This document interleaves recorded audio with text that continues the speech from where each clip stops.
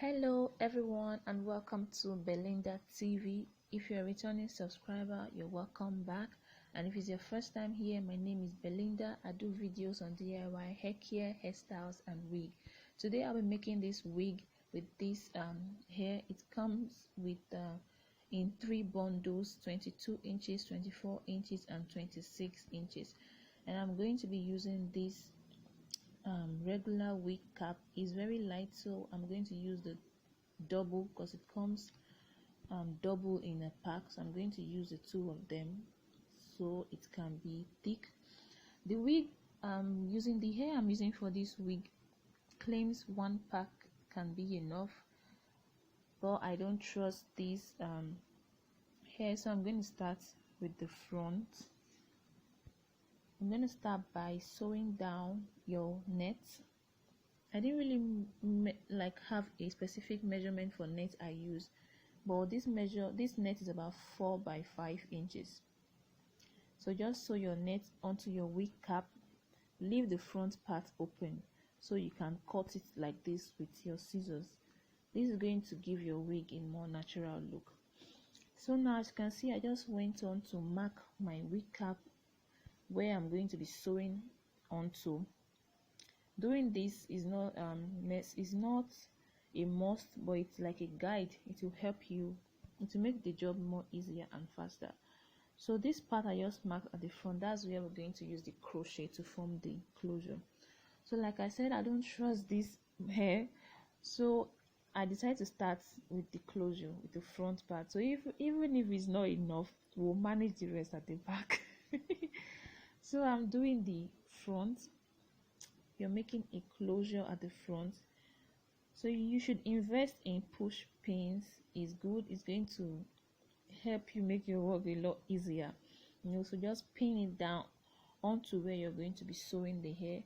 So now I'm just going to sew it round the way I've pinned it. I'm just going to sew it down that way. So guys, I had a little bit of struggle at this point with my needle and thread. It got hooked, but we move. So now I'm just sewing down this part. When you're sewing this front part, it's very delicate. You try not to make it bulky. Like when you're sewing it, make sure that it is flat. That is where these push pins come in. They will help you to hold the hair down exactly where you want the hair to be, and then you just start sewing it. But straight hair, they can easily get bulky, so you just have to be very technical with it and be very cautious. Like the way you want the hair to be, that is how you place it down and use your push pin to hold it down. So I'm just going to continue sewing it like this until we have only that small part at the middle where we are going to use the crochet to finish it up. So now here we are. Let me show you how to get the crochet here. You just fold your weave like this, and then you cut off the weft. You just cut it very close to the end. When you've done that, you just take your rat tail comb to remove the short part of the wig, of the hair, So you're going to be left with this. So now you can use this one to do the crochet part. You don't need to use too much hair at a time. Take the hair little by little, so it's not like it doesn't get rough in your hand or just scatter. So you take it little by little, and this is what you're going to be doing throughout this middle parts. So as you can see, I've done some, and I went ahead to mark where my pattern is going to be with a concealer. This is going to guide me, so I know that that middle part is a no-go. I'm not going to do anything there. That's going to be like the pattern. So this is how I'm crocheting the hair. As you are crocheting it, you'll be pulling on the hair. This is going to make the knot tighter and less visible. And I'm double knotting it because this is straight hair. It can easily lose. When you double knot it and pull it like so, it will be secured, it won't lose. So here I'm grabbing the hair like larger quantity, just to make sure that the tract is covered. I'm going to continue grabbing the hair large like this until when I get to close to the middle pattern that I've done, like this place. Now I'm now going to start grabbing excuse me, I'm now going to start grabbing the hair tiny, like little by little and I'm going to be crocheting it into random holes. This is going to make it look more natural. I mean, we all know it's a wig it's not a real hair, but you know, the more natural it looks, the more beautiful it looks. So I'm just taking it small, like about 3 to 4 strands of hair right now for this front part and the part that is close to the pattern. Excuse my voice, I don't know what's happening in my voice this evening. So I'm almost done with one part.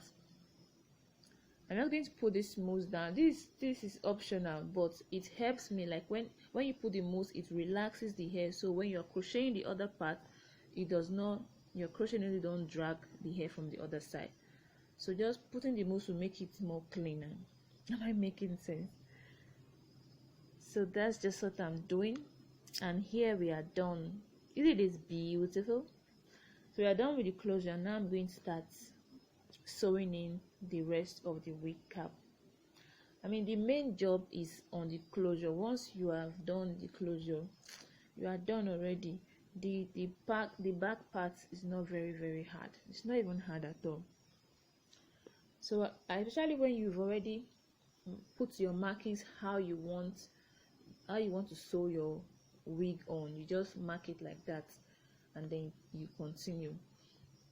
See how I connect the previous track to the top one. When one line has ended, you just connect it to the beginning of the next line where you're going to be sewing. Like you've sewn the down part, you want to sew the top part. The end of the down part, you're going to connect it to the beginning of the top part that you're going to sew onto. So now you're just going to secure it with your push pin, and then you just sew around like that. You're going to repeat the same thing, going back and forth, connecting to the next one, going back and forth, connecting to the next one, until the whole of the wig cap is covered.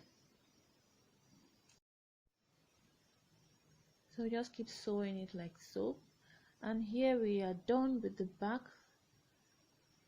So I'm just going to brush it out. We're almost done with the wig. It's looking really nice. You see it's bulky, so when you put your mousse on it, it's going to make it flat and still keep it full. You know, when you dip it in hot water, it will be too light. You know, when you dip it in hot water, it will be very thin, like too flat. But when you use mousse, it's still going to retain the hair volume, and it's going to relax the hair at the same time, make it look calm and relaxed, you know, and soft. So I prefer mousse to dipping it in hot water.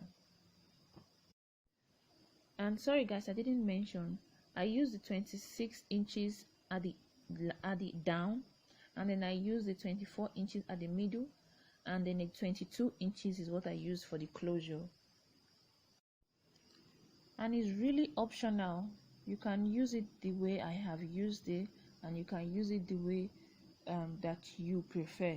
You know, I wanted the length, I want it to be very long. That is why I used the longest one at the beginning. What am I saying?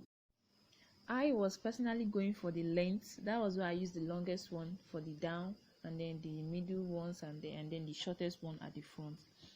So if you just want it to be full, you don't care about the length, you can put the short one down, the middle one in the middle, and then the longest one at the top. It's going to, you will have the volume very well at the down of your hair, but it's not going to be long like this. So thank you so much for watching. Please give this video a thumbs up and consider subscribing to my channel. Bye.